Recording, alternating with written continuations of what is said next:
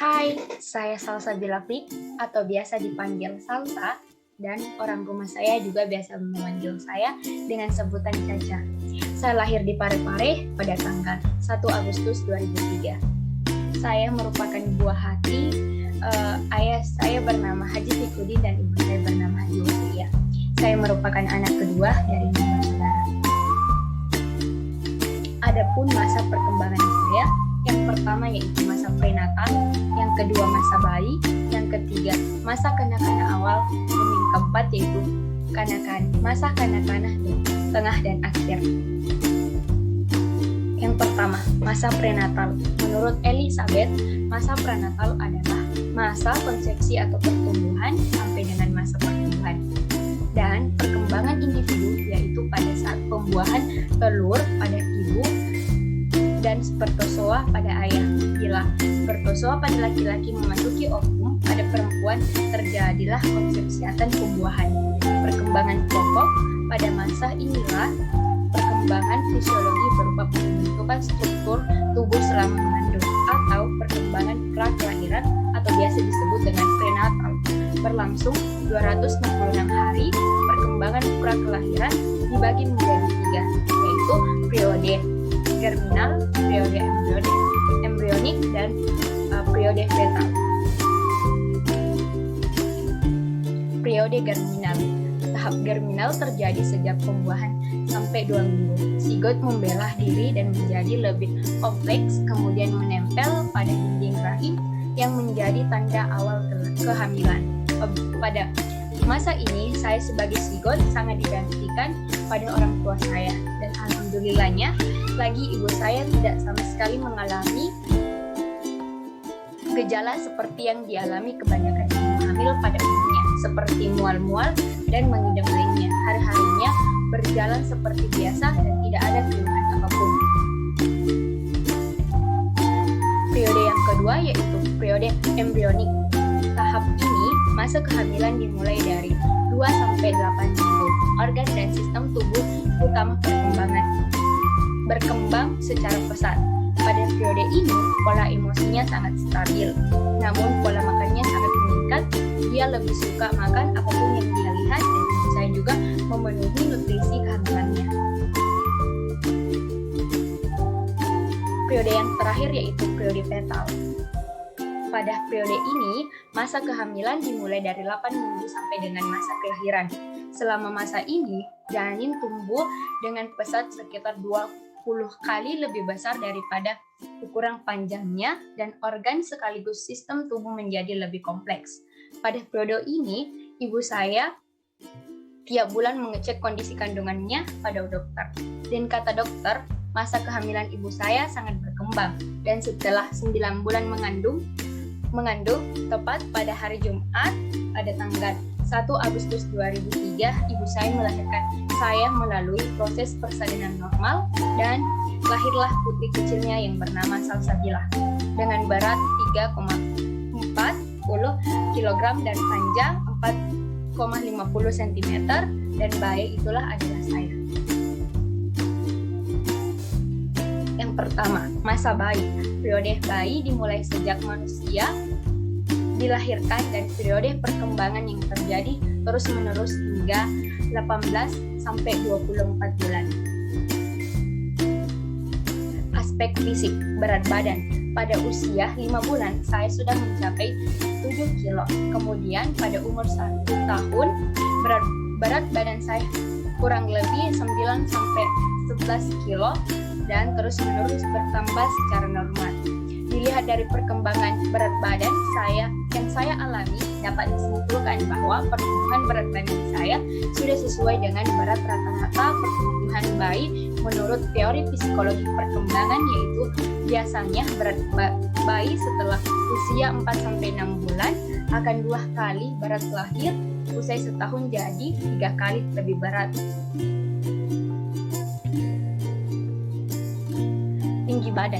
Tinggi badan yang saya miliki saat berusia 2 bulan yaitu kurang lebih 5,3 cm. Tinggi badan saya pada saat itu sudah termasuk tinggi badan rata-rata normal. bayi menurut teori psikologi perkembangan untuk pertumbuhan tinggi badan hingga umur 2 tahun. Walaupun orang tua saya jarang mengukurnya, mereka berasumsi bahwa termasuk anak yang lumayan tinggi dan di umur segitu, sehingga saya disimpulkan bahwa tinggi badan saya di fase bayi ini bisa dikatakan normal dan tidak ada hambatan. Aspek sosial. Bahasa pada masa bayi di umur 0-4 bulan, tentunya bahasa yang saya gunakan adalah tangisan untuk memberi tahu ketidaknyamanan saya atau ketika lapar. Kemudian saat umur 5 bulan ke atas, saya mulai mengeluarkan suara ketika orang tua saya berusaha berbicara dengan saya. Seiring bertambahnya usia, kata ibu saya mengalami perubahan fisik serta perkembangan kemampuan, termasuk bahasa. Setelah menginjak 13 bulan, saya mulai sering mengeluarkan 1-2 kata. Saya sudah mulai berbicara seperti kata mama atau papa. Seakan-akan saya sudah mengerti saat diajak berbicara. Saya sudah memiliki rasa ingin tahu yang tinggi. Anak yang mulai bisa mengeluarkan 1-2 kata yang seakan-akan saya sudah mengerti saat diajak berbicara.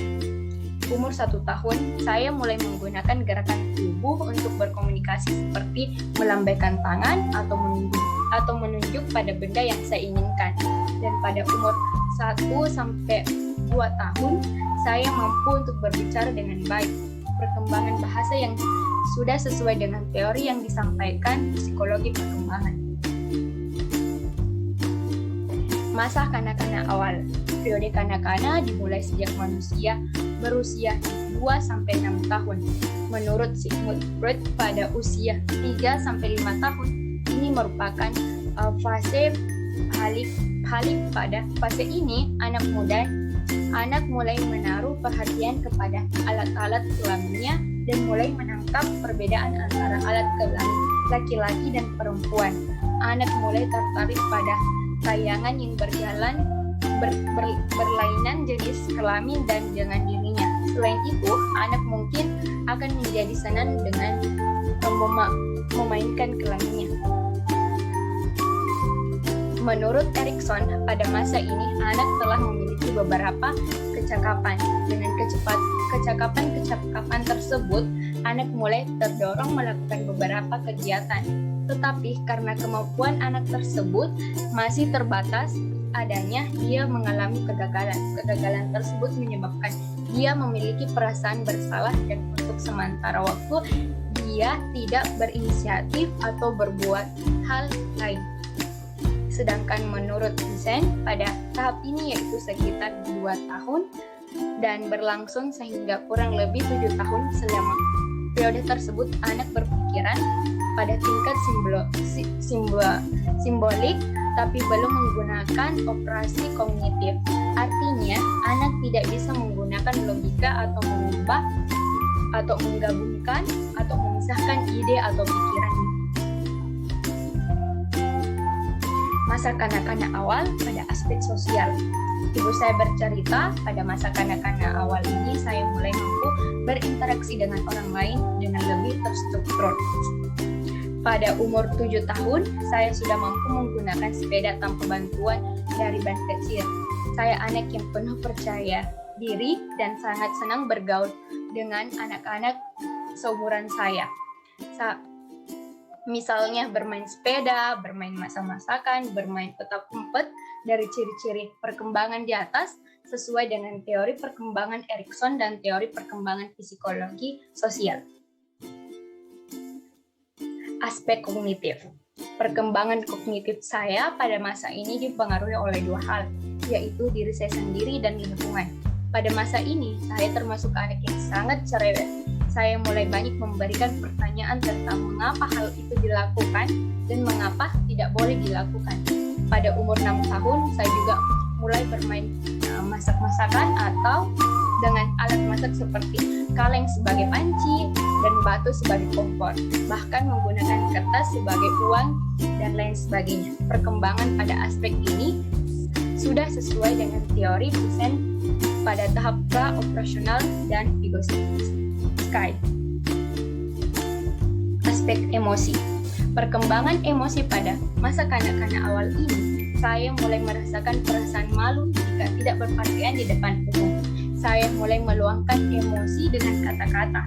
Misalnya, ketika saya diganggu oleh seseorang, saya akan berteriak dan mengadukannya kepada orang tua saya. Saya percaya. Namun, saat itu saya juga berusaha untuk mengontrol emosi saya agar tidak kebiasaan menjadi orang yang pemarah dan emosian. Dan juga kata ibu saya anak yang suka menangis ketika keinginan saya tidak dikabulkan. Saya akan mengamuk aspek-aspek perkembangan emosi saya di atas sesuai dengan teori perkembangan anak yang tercantum pada buku Sandrum. Aspek bahasa. Pada usia 4 tahun, saya sudah mengenal huruf dan sudah mampu untuk membaca sedikit demi sedikit. Pada saat itu, saya juga sudah mulai mengaji dengan membaca Al-Quran.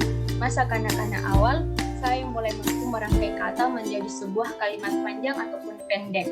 Kemampuan bahasa saya semakin membaik ketika semakin mendekati masa kanak-kanak akhir perkembangan bahasa yang sesuai dengan teori perkembangan anak yang dirumuskan dalam buku Aspek fisik. Masa kanak-kanak tengah dan akhir. Aspek fisik. Perkembangan fisik pada masa sekolah dasar hingga dilihat dari kemampuan motorik kasar dan halus. Pada usia 6 tahun, 3 bulan, untuk kelas 1 SD saya bisa dibilang memiliki motorik kasar dan halus lumayan lebih unggul daripada anak perempuan lain di usia saya. Dulu saya ketika SD saya suka bermain voli, kemudian kemampuan motorik halus saya dalam menulis dan belajar juga semakin berkembang. Pada usia 8 tahun, kemampuan motor halus saya menurun. Tetapi pada usia 9-2 tahun, kemampuan motorik halus saya kembali membaik dan semakin meningkat. Dan saya kembali mendapatkan ranking di kelas perkembangan fisik ini terlihat sudah sesuai dengan teori psikologi perkembangan walaupun ada sedikit hambatan. Yang kedua yaitu aspek sosial. Pada masa kanak-kanak tengah dan akhir, saya mulai berpartisipasi dalam kelompok atau geng teman kelas yang beranggotakan 5 orang. Ketika saya di sekolah, saya sangat suka bermain bola voli.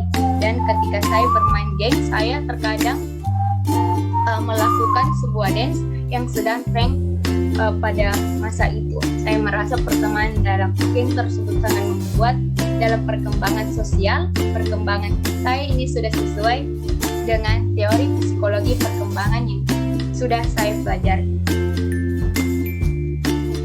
Aspek kognitif. Pada masa ini, saya sudah mampu melakukan observasi terhadap benda maupun peristiwa. Pada saat saya berusia 11 tahun, saya sudah berpikir secara logis dan berbagai situasi. Mulai mengerti konsep keadilan dan kesetaraan. Mulai memahami setiap perbuatan yang dilakukan mungkin saja memiliki dampak baik maupun buruk. Beberapa kemampuan yang saya miliki tersebut sudah sesuai dengan teori desain pada tahap konkret operasional. Aspek emosi. Pada usia 12 tahun, emosi pada masa sekolah dasar sudah mempunyai kendalikan dengan baik. Saya selalu berusaha menahan emosi negatif yang keluar secara berlebihan, bahkan ketika saya melakukan kesalahan pada orang lain, saya langsung minta maaf untuk mencegah pertengkaran yang semakin memburuk. Apa yang saya lakukan ini sudah sesuai dengan teori yang disampaikan Colville, Winter, dan Planche serta Thompson dalam buku Sandrum. Itulah tadi cerita lifespan saya. Sekian, Assalamualaikum warahmatullahi wabarakatuh.